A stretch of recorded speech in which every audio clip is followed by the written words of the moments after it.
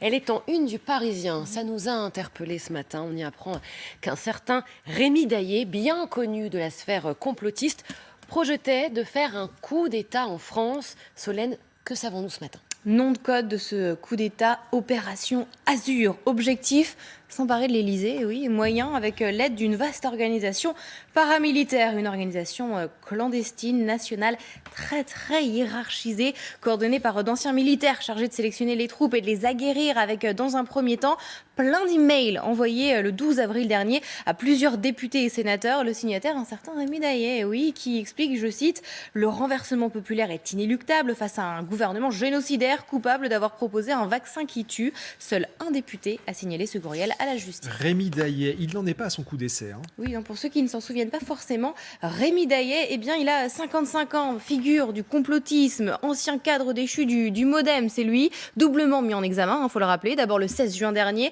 pour son rôle dans l'enlèvement de la petite Mia, on en avait beaucoup parlé, et puis également le 22 octobre dernier pour terrorisme.